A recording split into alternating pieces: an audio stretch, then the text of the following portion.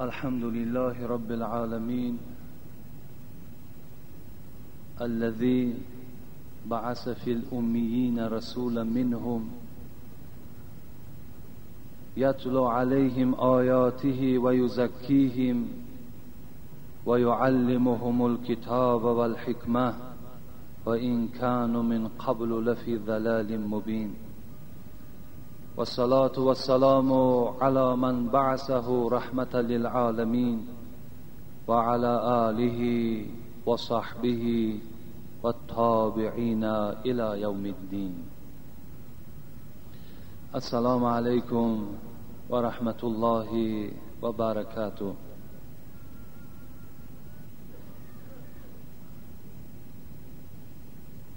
اولا هزارها شکر به سوی خداوند که مرا هدایت کرد و از نعمت هدایت مرا برخوردار گردانید و همه ما و شما برادران عزیز، پدرای مهربان باید شکرگزار باشیم و بهترین نعمتی که این هدایت است. هزارها شکر به سوی خدا کردن در کار که ما را از راه ضلالت و از راه گمراهی باز داشت و در این راه راست ما و شما را خداوند روانه کرد. و هزارها شکر به سوی آن خداوند که ما را از نعمت اسلامش برخوردار گردانید. اسلام چه نعمتی بزرگ است. و هزارها شکر به سوی پروردگار به دیگر نعمتش که این قرآن است که خداوند همه ما و شما را پیروان قرآن گردانید. و از همه نعمت قیمت برای امت اسلام، برای پیروان قرآن، این محمد است صلی الله علیه و سلم. هزارها شکر به سوی خداوند که ما و شما را پیرو حبیب خودش گردانید، محب محمد گردانید صلی الله علیه و سلم. باید که برای این نعمت‌هایی که یادآور شدم همه ما و شما دائما شکرگزار و سپاسگزار به سوی خدا یک و یگانه باشیم که چه نعمت‌های قیمتی هست که خداوند برای ما و شما ارزانش کرده است، ارزانش گردانیده است. از این خاطر به سوی پروردگار با همراهی شما در این ساعتهای قبول دعا دست می برداریم و دعا میکنیم که خدای مهربان از این نعمتهایی که یادآوری کردم، خدایا این جمعیت ما را از این نعمتها جدا مگردان و خدای مهربان لذت اسلام را، شربت اسلام را، مهربانی اسلام را در دل همه ما بندگانت خدای مهربان جایگیر بگردان. و خدایا امروز چه هجومهای دینهای باطله و منسوخه در جهان نشأ و نما دارد، حرکتها دارند، خدایا همه مردم را، تمام بندگانت را از این راههای باطله و منسوخه خدایا نجات بده و همگی را پروردگارا در دین این پاک، در این دین حقیقت اسلام خدایا جمع بگردان و خدای تا دم آخر ما را از اسلام جدا مگردان. محبت خودت، پیغمبرت، ایمان اسلام تا در دل همه ما بندگان جایگیر بگردان. بندگانی که از جانب ما گذشتند و امروز امیدی دعا و فاتحه ما و شما را دارند، خدایا همگی را رحمت و مغفرت بگردان. بیماری هایی که امروز دعای ما و شما را نگاه دارند، خدایا شفای کامل و شفای عاجل نصیب بگردان. فرزندای ما و شما امروز در سفر هستند، چه سفری طلب علم باشد، چه برای رزق روزی باشد، خدایا صحت و سلامت با مرادهای حاصل شده پس بگردان و خدایا آرامی را در روی دنیا علال خصوص در این جمهوری ما برقرار و بر دوام نگه بدار. و صلی الله تعالی علی خیر خلق محمد و علی آله و اصحابه اجمعین برحمتک یا ارحم الراحمین. حضرت ابی درداء میگوید که پیغمبر خدا گفتند لیبعثن الله اقواما یوم القیامة فی وجوههم النور علی منابر لؤلؤ. پیغمبر خدا گفته بوده است وقتی روز قیامت می شود چندین میلیارد آدم در روی زمین وقتی که زنده گردانیده می شوند، از بین این چندین میلیارد آدم یک قسمت او، یک قوم از بین این چند میلیارد نفر آدم به منزله آفتاب رویهایشان روشن است و این توده مردم در بالای منبرهای زبرجد و لؤلؤ نشستند. یغبطهم الناس. پیغمبر خدا گفت وقتی که این توده مردمی که چهره هاشان مثل آفتاب درخشانند، آفتابی که آدم به سوی او نظر کرده نمیتواند، و بالای منبرها که نشستند، دیگر مردم به اینها رشک میبرده، رشک میبرند که اینها کیها باشند که امروز اینقدر احترام و اینقدر عزت در میدان قیامت پیدا کردند. پیغمبر خدا گفتند لیسوا بانبیاء ولا شهدا. این مردمی که من برای شما ذکر میکنم امت اسلام، اینها نه پیغمبر هستند نه شهیدهای راه خدا هستند. صحابه حیرت ماندند، اینقدر اکرام، اینقدر فضل فقط برای پیغمبرها، برای شهیدهاست. پس مادام پیغمبرها نباشند، شهیدها نباشند، اینها کیها باشند؟ پیغمبر خدا چی گفتند؟ هم المتحابون فی الله من بلاد شتا و من قبائل شتا یجتمعون علی ذکر الله یذکرونه.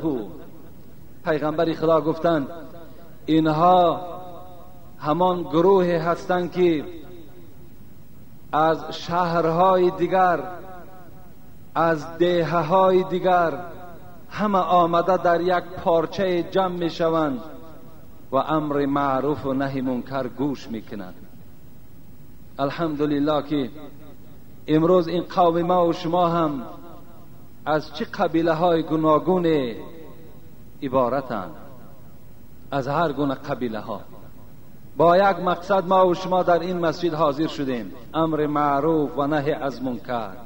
فقط مطلب ما همین است. پیغمبر خدا گفتند انا همین توده مردم در روز قیامت چهره هاشان مثل آفتاب درخشان است، بالای منبرهای لؤلؤ و زبرجد اینها نشستگاه دارند و تکیه زدگی هستند. خوش به حال همه شما. حتی حضرت معاذ ابن جبل میگوید ما عمل آدمی عملا انجا له من عذاب القبر من ذکر الله تعالی. هیچ عمل انسان در قبر چنان یاردمچی مثل امر معروف و نهی منکر نمی شده است. در عذاب قبر ما و شما این امر معروف و نهی منکر ما و شما برای ما و شما چنان یاردم می داده است که حسرت می خوردیم که کاش که زیادتر استفاده می کردیم، کاش که امروز یاردمچی را در اطرافمان زیاد می کردیم. پیغمبر خدا می گوید که خداوند می گفته است یقول الله عز و جل یوم القیامت، روز قیامت این خدای ما و شما ندای می داده است. چی می گفته است؟ سیعلم اهل الجمع من اهل الکرم. روز قیامت خداوند می گفته است در بین این چند میلیارد آدمی که ما الحال زنده گردانیدیم، زود است که آگاه می شوند که کدام اینها با قدر هستند، کدام اینها در نزد من عزیز هستند. قیل یا رسول الله من اهل الکرمی. پیغمبری خدا پدر و مادر من فدای تو باد، برای ما خبر بده که کیها در روز قیامت قدر و منزلت زیاد دارند. پیغمبری خدا چی گفتند؟ مجالس ذکر فی المساجد. کسانی که در مسجد جمع می شوند و امر معروف و نهی منکر را گوش میکنند، اینها از جمله آن کسانی هستند که در روز قیامت سرفراز هستند، اینها بهترین ها هستند، عزیزان خدا به شمار می رفته. خوش به حال همه ما و شما. الحال امروزه موعظه‌ای که ما و شما داریم عبارت از حقوق شوهرها هست که بالای زنها شوهرها چه حقوق دارند و خداوند مردها را چگونه وصف کرده است، با چی خصلت‌ها و با چه عملها از زنها مردها برتری دارند. انشاءالله برای شما آگاه میکنم. لکن پیش از آغاز صحبت الحال یک نیم ساعت پیش برای ما یک برادر از دوشنبه زنگ زدن و گفتن که در حق برادر من دادر من دعا کن که خیلی حالتش وزنین است و یک چند کارد در شکمم خورده بود از بیچاره و گفتن که از همون جمعیت شما میخواهم که یک دعای در حقش کنن که تا که خداوند برای او شفا نصیب کند و ما و شما یک جای دعا کنیم که خدای مهربان این فرزند شفای کامل و شفای عاجل نصیب و روزی بگردان و صاحب زن و فرزند هم هستند. خدای مهربان صحت و سلامت نزد فرزندهاش قائم نگه بدار. آمین یا رب العالمین. راستی بار از این کاردهایی که این جوان خورده است جای تأسف است، زیرا که با چی سبب این برادر ما و شما چند کارد در شکم خورده است؟ چی سبب بود؟ سببش شب نشینی بود، سببش ویچر بود، جمشوی طلبه ها بودن. این دادر ما و شما نماز میخوانده است، حتی طالب علم مدرسه بوده است، از مدرسه درس میگرفته است. یکی وقت جمع شوید حضور طلبه ها که بوده است بیچاره رد کرده نتوانسته است. وقتی می رود و در معرکه که در دسترخوان عرق را می بیند و شاید که برای پیشنهاد کردن که از این استفاده که وی استفاده نکرده است و جوانها در حالت مست و الستی هجوم بالای این کردن و چند قدر عذاب و مشقت دادن. راستی بار همه ما و شما باید که به نعمت اسلام شکرانه کنیم. هر یک چیزی را که خدای مهربان حرام گفته است وی حکمت دارد. برای چی ما و شما گپی معلمی خدا قبول نمی کنیم؟ چرا ما و شما گپی استاد خدا رهبری خدا قبول نمی کنیم؟ حالان که پیغمبر خدا 1500 سال پیش از آنه که ما و شما در شکم خود کار نخوریم، ما و شما در نزد مردم شرمسار نشویم، برای ما و شما تعلیم دادند. گفتند من کان یؤمن بالله والیوم الاخر، ای بندگانی که دعوا میکنید که ما خدا را باوری داریم، ای کسانی که میگوید که ما با پیغمبر باوری داریم، مادام دعوای شما چنین باشد، پیغمبر میگوید من بر شما وادار میسازم که فلا یجلس علی مائده یشرب علیها الخمر، بایستا که شما در دسترخوانی که عرق باشد گوید لعنت بر این خاندان و او خاندان در وارد نشوید. خاندانی که دسترخوان داشته باش در دسترخوانش عرق باشد، کدام مسلمانی که سری خود پیش کرد چی گوید؟ باید السلام علیکم گوید؟ نه، السلام علیکم این رحمت است. میگوید لعنت الله علیکم، لعنت خدا بر اهل این خاندان باد. نخواد در دسترخوان عرق باشد. پیغمبری خدا برای شما تعلیم داده است شما در دسترخوانی که عرق باشد شما داخل نشوید. اگر درک یافتین که در فلان معرکه عرق نوشی است شما قدم نزنید. اون معرکه اسلامی نیست. وقتی رفتید مرحمت آثارش. خدا رحمت کند. عزیزان ما و شما چی توصیه ها دادند؟ با بدان کم نشین که کم مانی، با بدان کم نشین که کم مانی، خوب پذیر است نفس انسانی. صحبت نیک را از دست مده که ماه و مه شوی ز صحبت می. خدا رحمتشان کند، برای ما و شما در 4 مصرع قرآن تحلیل کردن. با بدان کم نشین که کم مانی.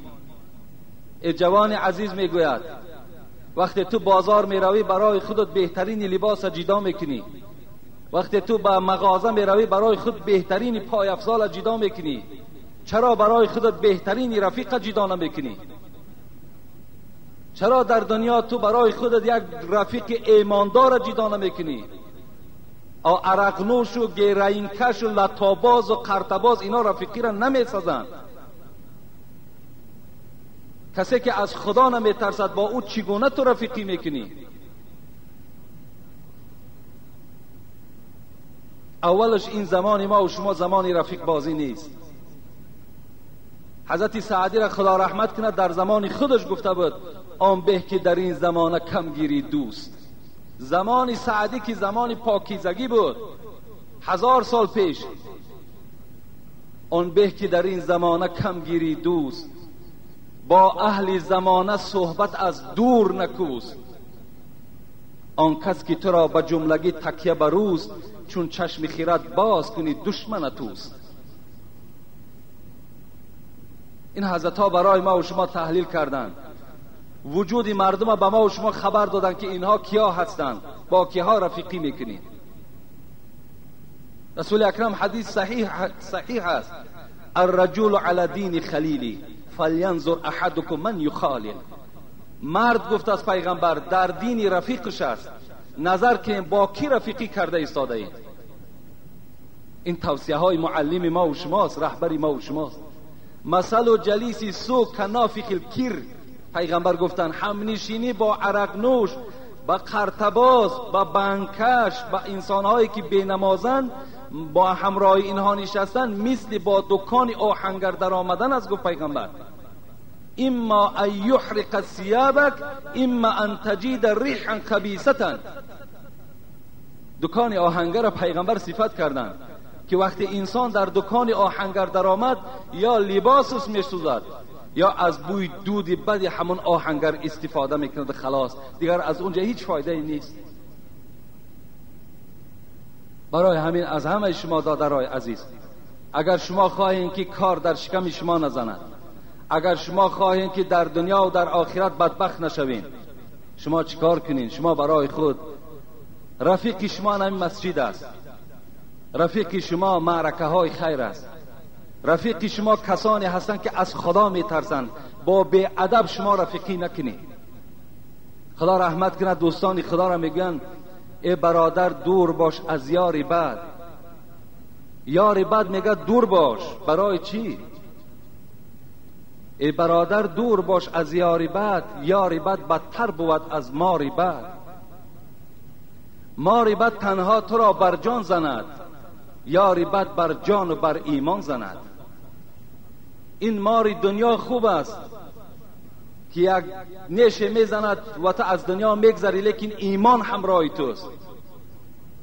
لیکن یار و رفیق بد وقتی که در معرکه و شما می نشینین، عرق نوشی میکنین، اگر مبادای خداوند در اون مکان در همون زمان جان شما را قبض کرد، شما ایمان ندارین. بین رفیق بد همراهیش چه منفعت به شما میبخشد؟ خداوند به ما و شما توصیه میدهد یا ایها الذین آمنوا اتقوا الله و کونوا مع الصادقین. ای کسانی که از خدا میترسید، هر وقتایی که اگر برای خود خواهید که رفیق پیدا کنید، صادقین برای خود انتخاب کنید.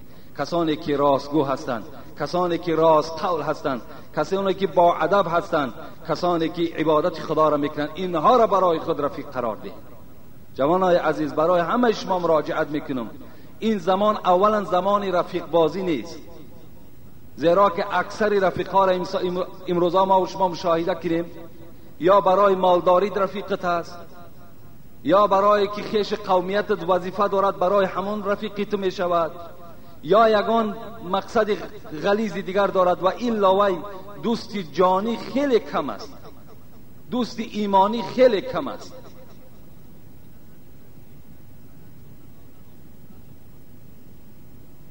رفیق اهلی کمیاب است هشدار. خدا رحمت چون کند. چی معلم ها داریم، چی توصیه‌گرهای نیک داریم. صد افسوس که ما و شما پروا نداریم. صد افسوس که ما و شما به گپ این عزیزان گوش نمی اندازیم.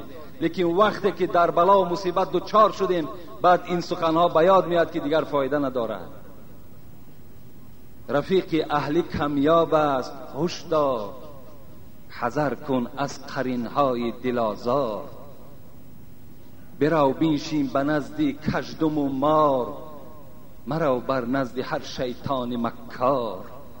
خدا رحمت کند. کژدم قطع همراه شو، مار قطع همراه شو، تمام درنده قطع همراه شو.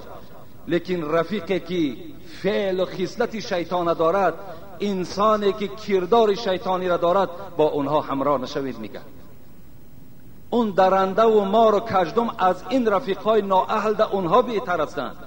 تا قد به اونها زلال هم رسونن، به جان ما و شما میرسونن، لیکن در ایمان ما کاری ندارن.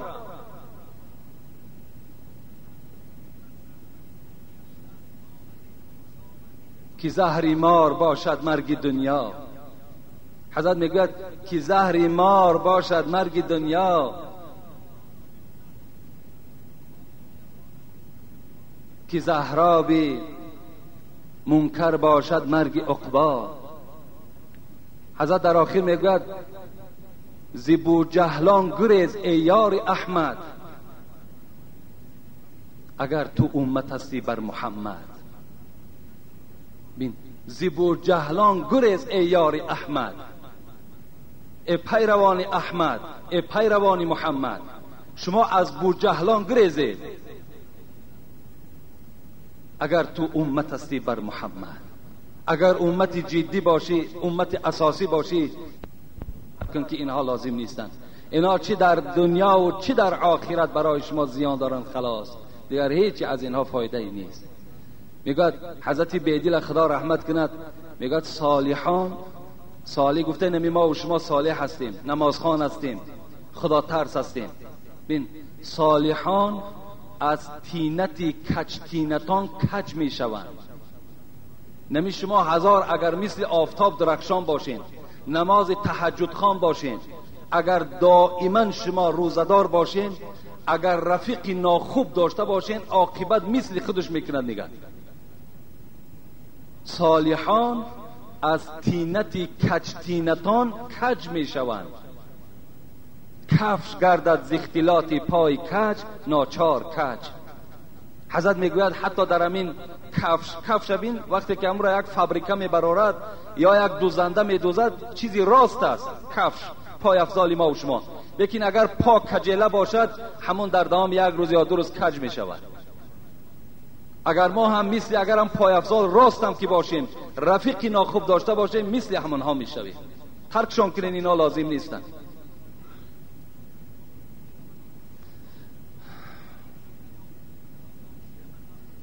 اعوذ بالله من الشیطان الرجیم. بسم الله الرحمن الرحیم. الرجال قوامون علی النساء بما فضل الله بعضهم علی بعض.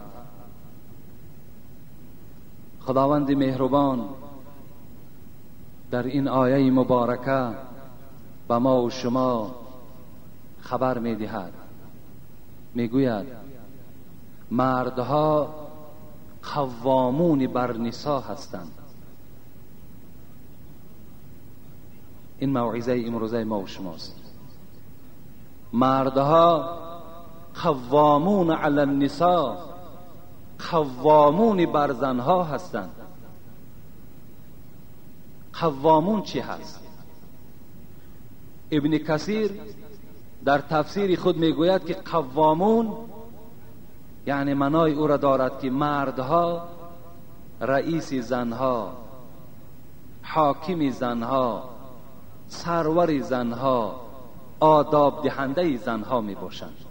قوامون مفسرای ما و شما که از آن جمله ابن کثیر که خیلی تفسیر با قوت و امروز در دنیا مشهور است، حضرت میگوید که قوامونی که خدا یاد کرد معنای او را دارد که با ایستا که مردها در خانه حاکم زنها یا سرور زنها یا سردار زنها یا رئیس زنها یا آداب دهنده زنها باید که به شمار روند. بما فضل الله بعضهم علی بعض، خدا در دام آیت میگوید، خداوند میگوید بعضی از مردم را ما بالای بعضی از مردم برتری دادیم. مقصد مفسرها هم در این آیت این است که یعنی خداوند مردها را بالای زنها برتری داد. به چی؟ به چی برتری داد؟ به اوصاف عقل، با قوی بودن جسم. خداوند میگوید مردها نظر به زنها در عقل خیلی پیشند. عقل مردها نظر به عقل زنها زیادتر است و در جسمم جسم مرد از جسم زن فرق کننده است. جسم مرد در همه تاب آور است، لیکن جسم زن، بدن زن بسیار ضعیف است. خدا میگوید برخی از مردم را بالای برخی از مردم فضل دادیم ما، مثل مردها را بالای زنها به اوصاف عقل یا به قوی بودن جسمشان. نظر کنید چندین هزار پیغمبر از جانب خداوند مبعوث به پیغمبری شدند، لیکن هیچ کدام او زن نبود. تمام پیغمبرها مردها بودند. پیغمبری ما و شما 4 یار داشت، هیچ کدامش زن نبود. 4 مذهب هست، صاحبها دارد، هر 4ش مردها هستند. خطبه را مرد میخواند، اذان مرد میدهد. نماز جماعت در ذمه مرد فرض است، نماز جمعه در ذمه مرد فرض است. حتی نفقه زن در گردن مرد فرض است و قوتی در جهادم اشتراک میکردگی مردها هستند. بین چقدر برتری های در مردها وجود دارد. از این خاطر پروردگار ما و شما مردها را قوامون علی النساء گفت.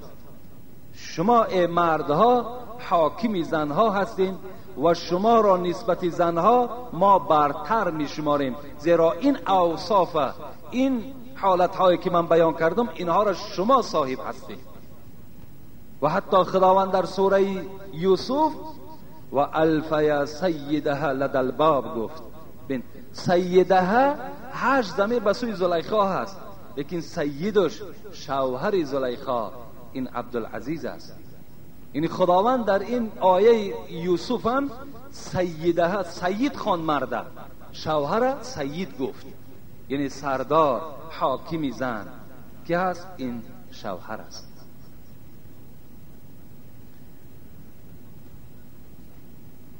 روز میگوید پیغمبری خدا همراه اصحاب، از آن جمله عبدالله فرزند بریده که از پدرش این حدیث روایت میکند، میگوید همراه پیغمبری خدا بودیم. بناگاه میگوید نزد پیغمبر یک اعرابی آمد.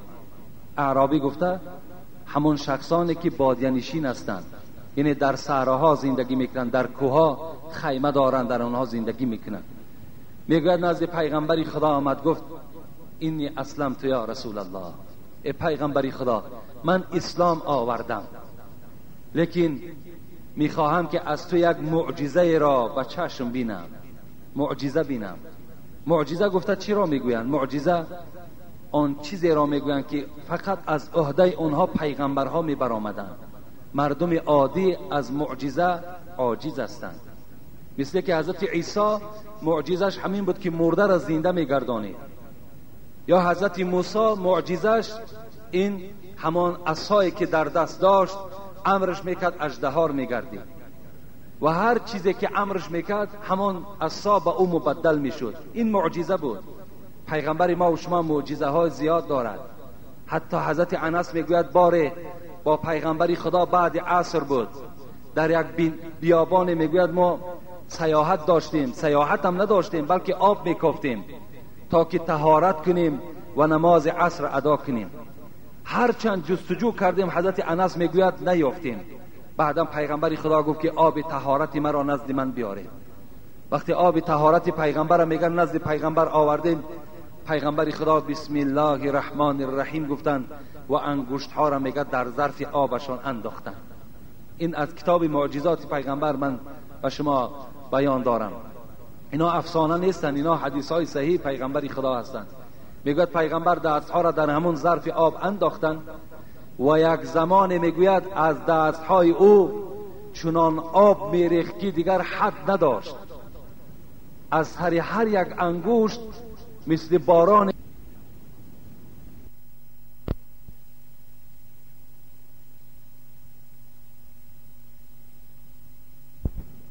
از آب شد.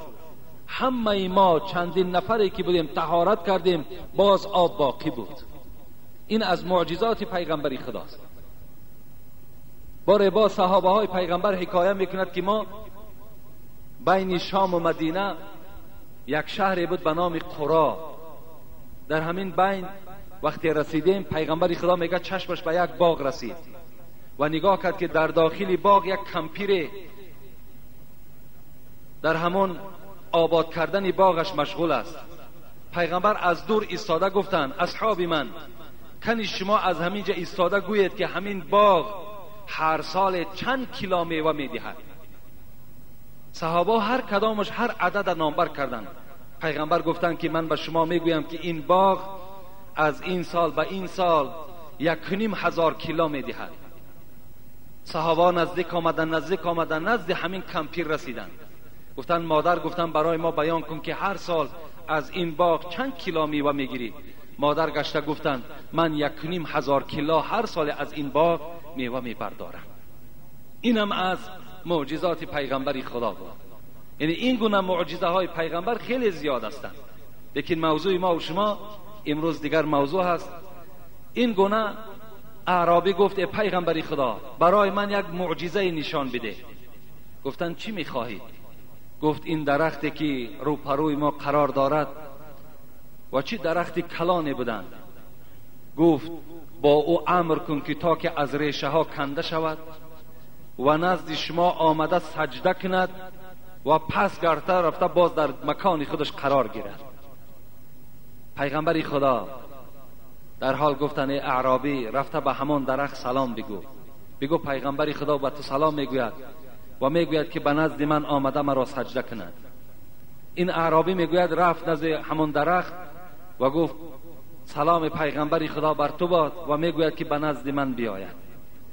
اصحاب پیغمبر میگوید گویا که زمین می جنبید. این درخت میگوید گاه این جانب گاه اون جانب حرکت کرد میگه از ریشه ها میگه کنده شد و خیز میگه نزد پیغمبری خدا مثل که آدم راه میگردد آمد و سر فرود کرد. گفت السلام علیکم یا رسول الله، ای رسول خدا، ما با رسول بودن تو، با نبی بودن تو، با پیغمبر بودن تو گواهی میدهم. پیغمبر خدا اشاره کرد که رو در مکان خود قرار بگیر.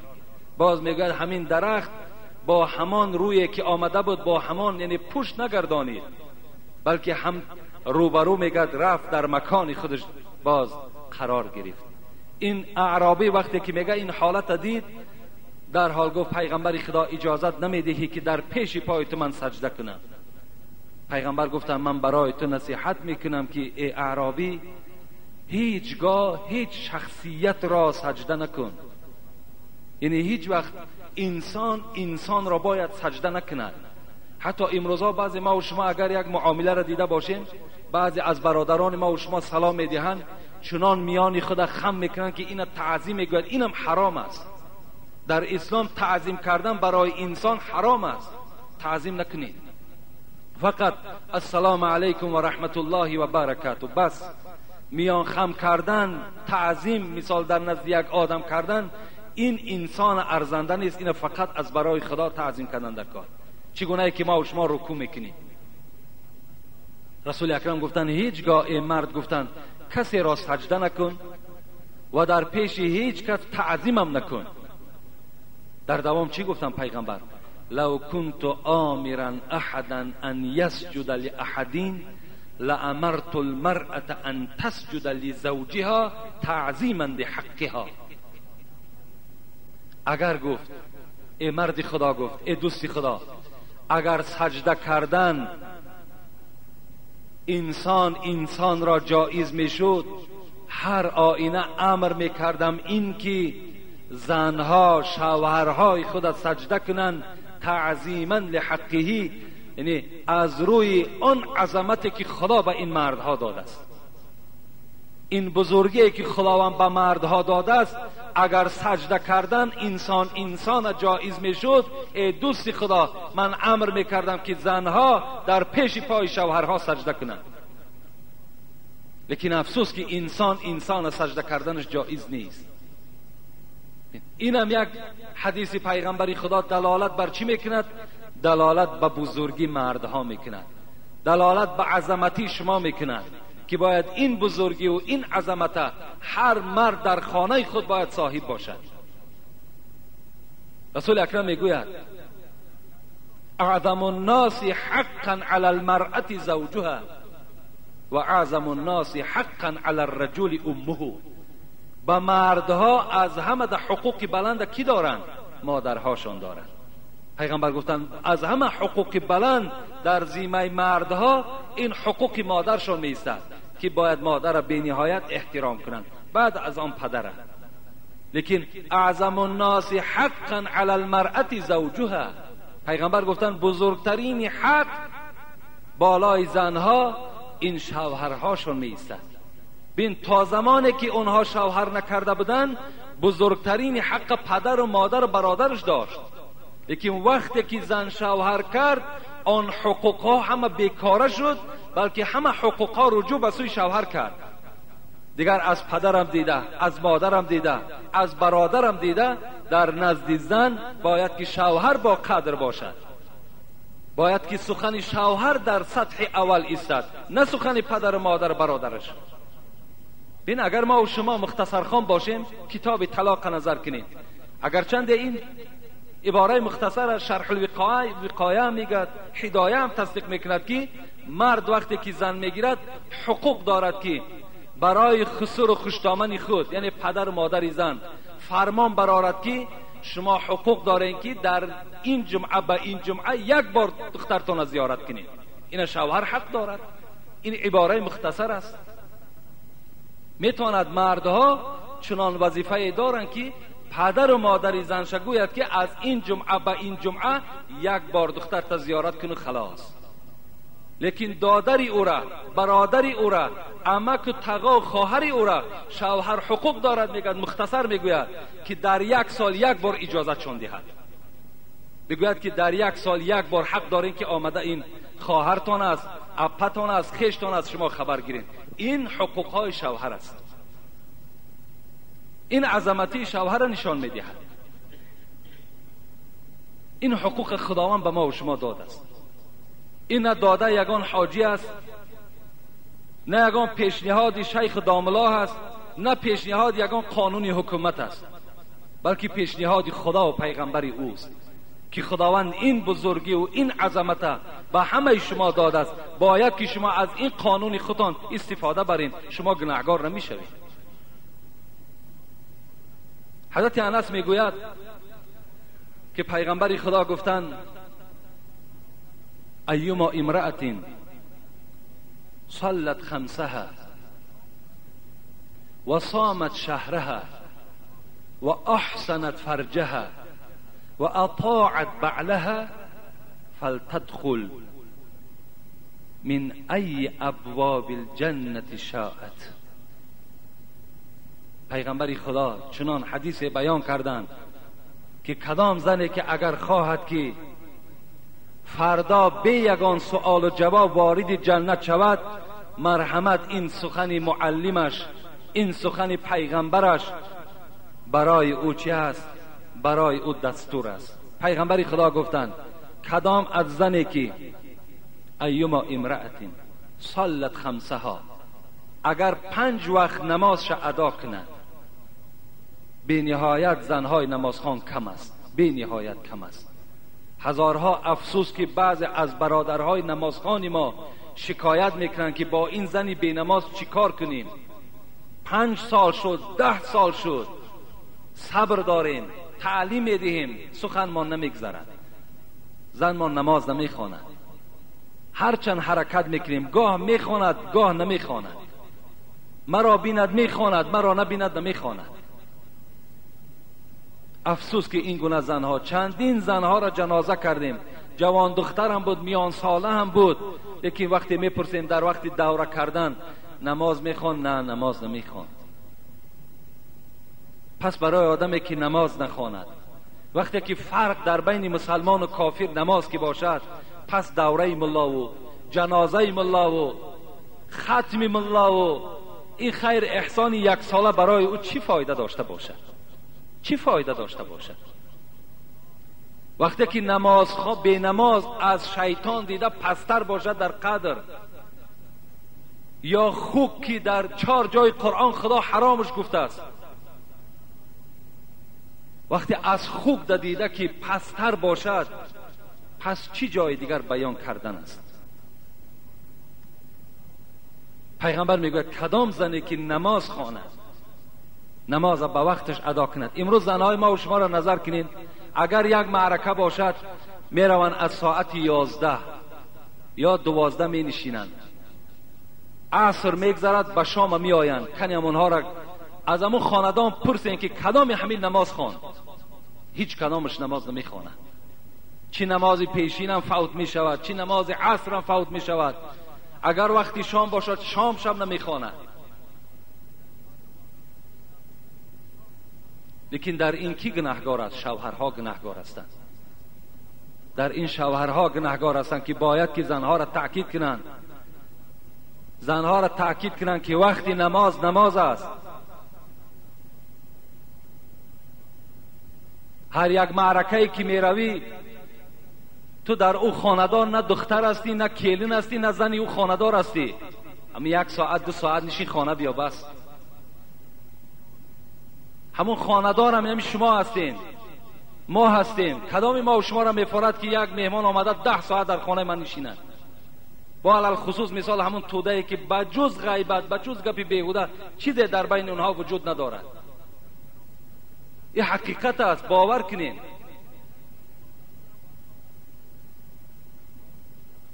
پیغمبر میگوید کدام زنی که 5 وقت نماز خواند و صامت شهرها، وقتی ماه رمضان آمد از روزه ماه مبارک روزه گیرد، و احسنت فرجها، و این زن چنان زنی باشد که چی در نبودن شوهر چی در حضور شوهر اگر خودش را از زنا حمایت کند. چند جوانها سوالها بیچاره نویساندند، رویکی میآیند خبر میدهند که برادر عزیز 1 ماه از خانه دور بودیم، الکی با همسایه یک جایه شدند.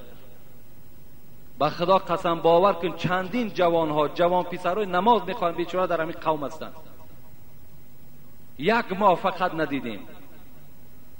یا اینکه بعضش بیچاره میگن 6 ماه روسیه رفتیم، برای شکم همین زنی خود رفتیم، برای شکم فرزندهای این رفتیم، آمدیم الکی که آوازه هست که زنی تو بی ترتیب شده است. و احسنت فرجها، و اگر فرج خدا از زنا نگاه بدارد، میگوید پیغمبر، چی در بدن شوهر چی در نبودن شوهر. یک جوان میگوید که دامله عزیز میگوید وقتی من زن آوردم همون شب الکی معلوم بود که این زن من دختر نبود. راستی بار همین سیره پوشانیدم. دلم بر دختر و به اولاد دختر نسوخت، میگه دلم به مالم سوخت که مالی بسیار خراجات کردم، بسیار توی کلان کردم، دیگر دویم باره قوتی زن گرفتن ندارم. همین سیره پوشانیدم. من گناه کردم یا ثواب کردم؟ این به طبیعت تو وابسته است. اگر سیر شب پوشانده باشی و زندگی هم که کنی اسلام رخصت میدهد. لیکن من در این باب هیچ گفته هم نمیتونم.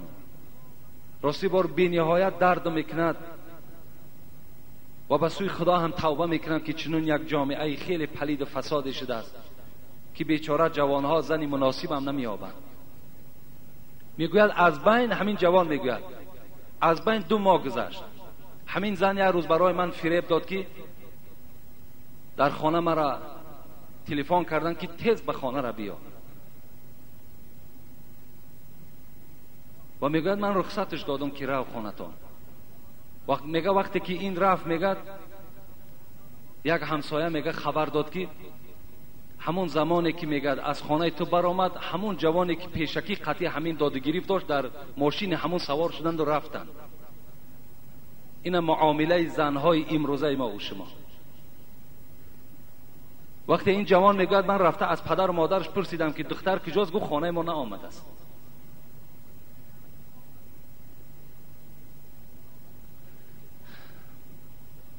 رسول اکرم میگوید و احسنت فرجها، اگر زنی که 5 وقت نماز خواند، روزه ماه مبارک رمضان دارد و اگر خودش را از زنا نگه بدارد و اطاعت بعلها، که این خلاصه را بینین. خلاصش چی است؟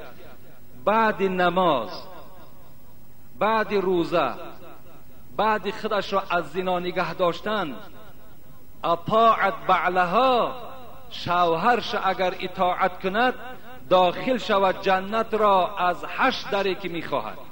از کدام دروازه‌ای که میخواهد، همه دروازه های جنت برای این زن حلال است. مرحمت وارد جنت شود. لیکن اگر زن نماز خواند، روزه گیرد، تهجد خوان باشد، خدا ترس باشد، بر زنا دست ندهد، لیکن شوهر از او راضی نباشد، وی وارد جنت نمی شود. همه حل کننده برای شوهر فقط چی هست؟ این راضیگی شوهر است. باید شوهر از او راضی باشد. چگونه که پیغمبر خدا میگه رضا الزوج فی رضا الله و سخط الزوج فی سخط الله. اینا پیغمبر خدا گفتند. حدیث پیغمبر است که رضاگی شوهر رضاگی خداست. اگر کدام زنی که خواهد که خدا از او راضی باشد، شوهر را راضی کند. و غضب خداوند غضب شوهر است. اگر شوهر بالای کدام زنی که غضب کرد، خداوند بالای او زن البته غضب میکند. میگردیم به حقهایی که شوهر بالای زن دارد. چه حقها دارد؟ حقها این است، شاید یک حقش برای شما بیان میکنیم، ممکن وقتم انجام یابد. قال رسول الله صلی الله علیه و سلم ان من حق الزوج على زوجته اذا ارادها على نفسها وهي على ظهر بعیر ان لا تمنعه.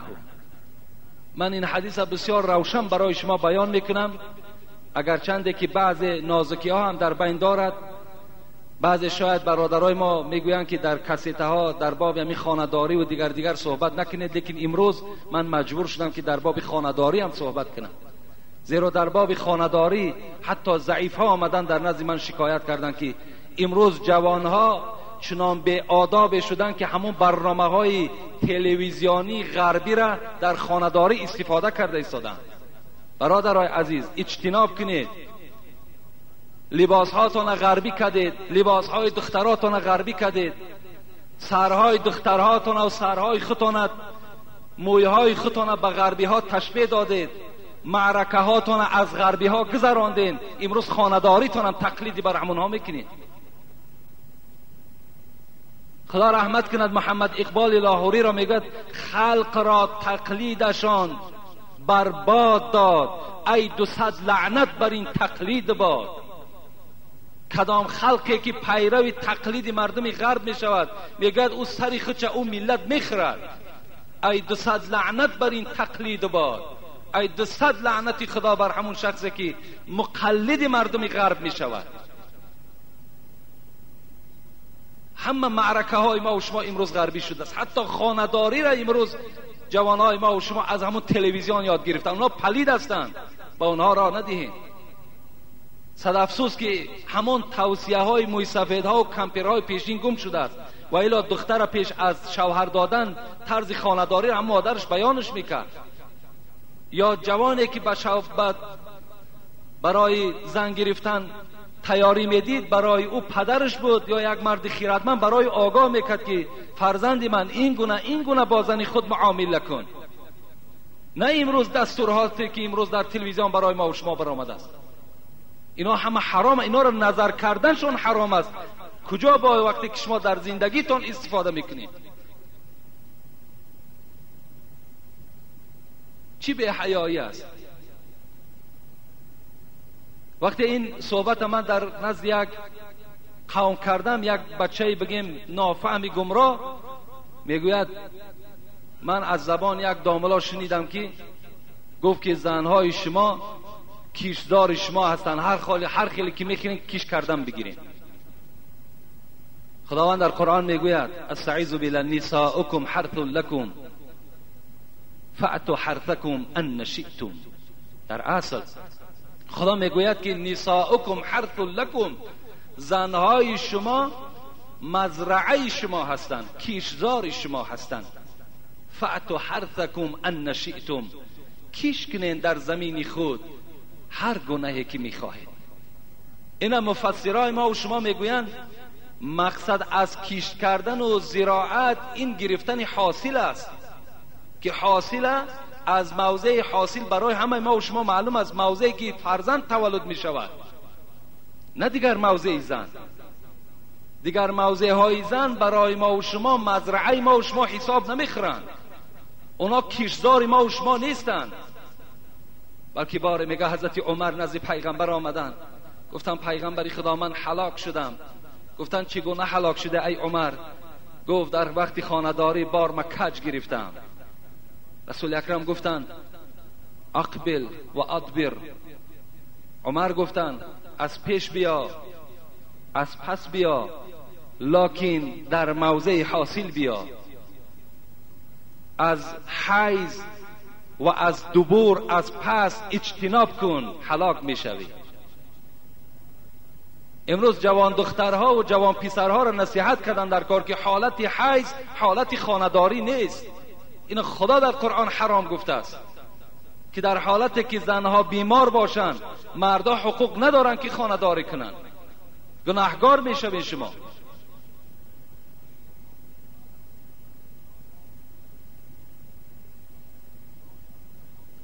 تقلیدی بر اینها نکنین، پیروی به اونها نکنین. اون چیزی که در تلویزیون برای شما امروز نشان میدهند، اونها را دیدن برابر نفرت شما بیدار شود.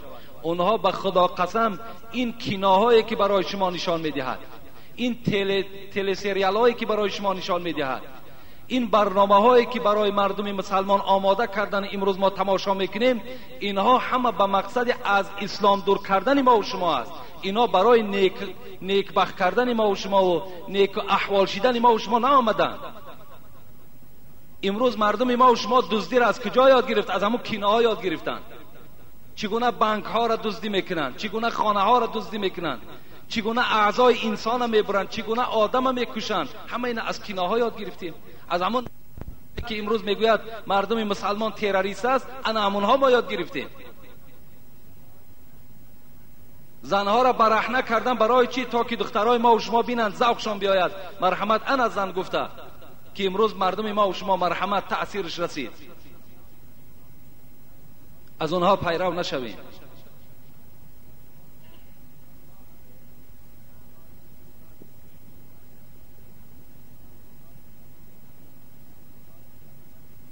پیغمبر خدا گفتند یکم حقی که مرد بالای زن دارد این است که هر وقتایی که اگر مرد خواهد که از زن خود استفاده کند، خانه‌داری کند، و هی علی ظهر بعیر، اگر زن گفت از پیغمبر در پشت اشتر سوار که باشد، ان لا تمنعه، اگر مرد او را گوید که بیا کام دل مرا برار، بیا همراه من همخوابه شو، رسول اکرم گفت که حتی همون زن باید که از بالای اشتر پایان شود و شوهر خدا باید راضی گرداند.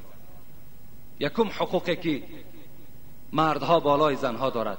من در چندین صحبتام برای شما بیان داشتم که حتی یک جوان بیچاره مثال از زن گرفته است، لیکن زن برای خانه‌داری کردن با این جوان، حالا که شوهرش است، شرطنامه مانده است، شرطنامه ماندگی است. این همین کار انجام میتی من راضی میکنم، اگر نکنی من راضی نمیکنم. اگر فلان چیز میخری، اگر خریدی مرحمت، نخریدی من قطعی تو امشب خواب نمیکنم. اون جوان میگوید من مجبور شدم داملا که اینا طلاق میتم، راه زنا را برای خود پیش بگیرم. بین سبب ناراضی کردن همون زن برای شوهر ببین چی حاصل میدهد.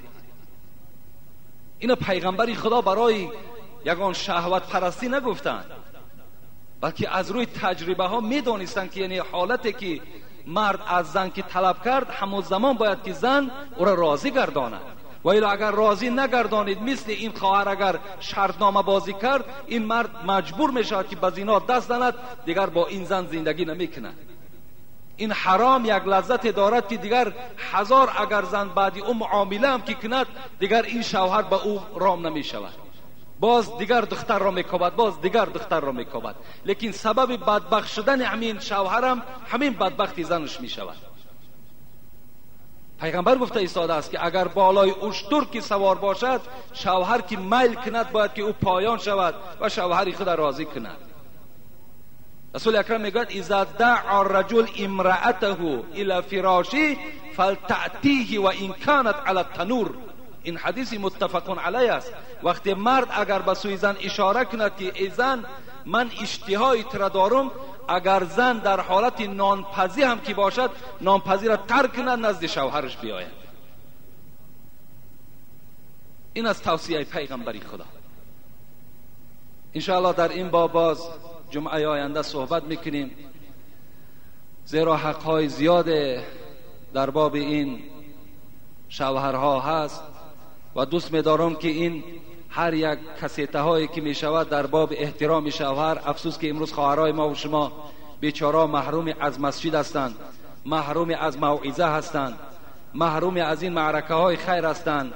شاید که خداوند باز این وسیگی و این یک دیگر فهمی را روز بالای ما و شما بیارد تا که اونها هم از صحبت ما و شما برخوردار شوند، اینها را بردن نزد اونها گذاشتن در کار، گوش اندازند. شاید که خداوند در دل آنها یک رحم و یک ترحم و یک مهربانی را داخل کند و شوهرهای خودشان را چکار کنند؟ احترام کنند. و آخر دعوانا ان الحمد لله رب العالمین. پروردگار مهربان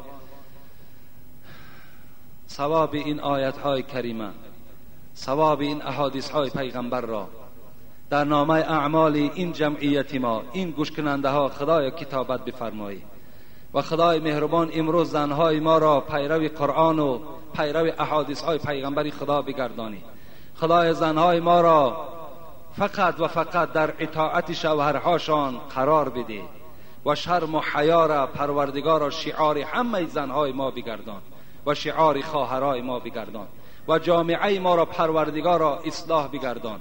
همه پلیدی ها و افلاسی ها را خدای از جامعه ما دور بگردان و رهبریت ما را چه از رئیس جمهور چه از رئیس شهرمان که در آبادانی تاجیکستان ما و شما سعی و کوشش ها دارند، خدایا توفیقشان را رفیق بگردان، عمرشان را دراز نگه بدار، هر مراد و مطلوب هایی که دارند خدایا حاصل بگردان.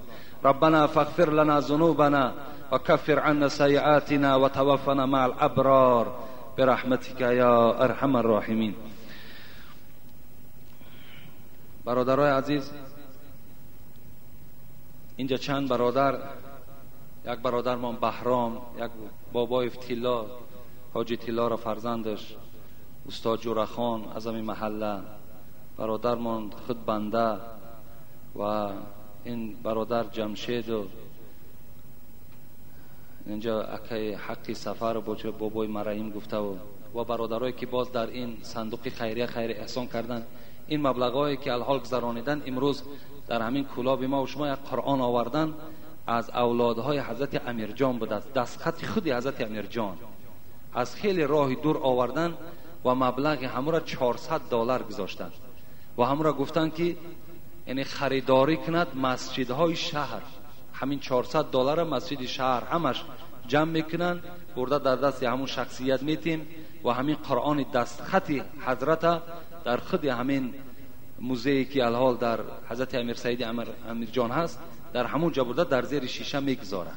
از این خاطر گفتن از همه نمازخوانها مراجعت کنید که در همون صندوقهای خیریه که داریم کدامش که میخواهند که حصه شون در خریدن می قرآن گذارد در همون صندوقهای خیریه میتوانند که چند مبلغ 1 سوم دارن 2 سوم دارن پرتاین اینها را ما برده در همون حکومت میگذارونیم. همون قرآن در همین مزار حضرت امیر جان میگذاریم. این یک چیزی با برکت قرآن است، یگان این چیزی دیگری است، فقط باز دستخط است.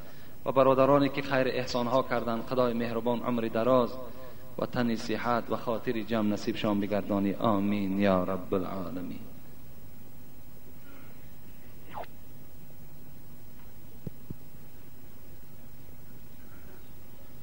الله اکبر الله اکبر الله اکبر الله اکبر. اشهد ان لا اله الا الله. اشهد ان لا اله الا الله.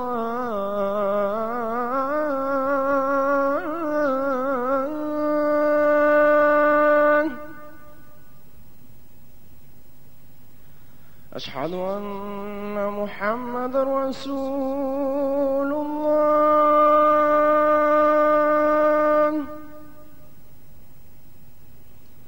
اشهد ان محمد رسول الله.